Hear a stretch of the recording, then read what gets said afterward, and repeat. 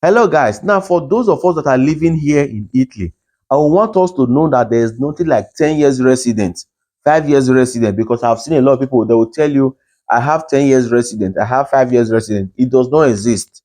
No, once you take somebody to the commune or once you go to your commune to do your resident, that resident is for infinity. It's for a lifetime. It does not end. It does not have an expiring date, which I will explain to you, although I've done a similar video before.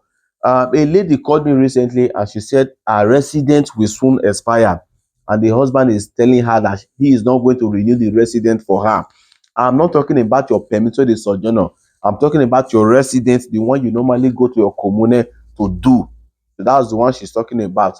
So I now told her, I said, no, resident does not expire. So your husband cannot tell you that he will not renew it for you, because your husband can actually not renew it for you because you don't renew resident. No, she said, but it will still expire. I said, no, that one is your carta de identità. Your carta de identità, that's the one that have 10 years validity. That card that they gave to you at the commune, that is not your resident. Your resident is different from your carta de identità. That carta de identità is for identity card. That one have validity of 10 years. So when that one want to expire, what you will do is you can go to the commune yourself. You don't even need your husband to go with you. Just go there and tell them that your card want to expire. They will tell you, some commune will tell you to pay 30 euros, 20 something euros. You go and pay it, and they will renew your card for you and give you a fresh card. That one is not your resident. So even if you lose your resident and that card has not expired, that card will still be valid. You can use it to send money, you can use it to do whatever thing that you want to do.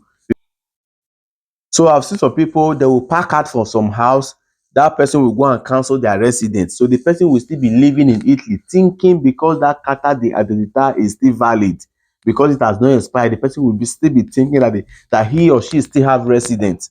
So it is when you now go to Questora to do one or two things, they will now tell you to go and bring starter the residenza from the commune. You will get to your commune will tell you that you no longer have residence. Some of you will start arguing, but my card has not expired. No, that card is different from your residence. So, madam, you don't need your husband to renew your residence, because you don't renew residence here in Italy. You only go to renew your carta di identità, your codice fiscale, your permesso di soggiorno, but residence you don't renew it, except maybe you change your house, or you sold that house, or you're no longer living in that house, like people that used to be in camp.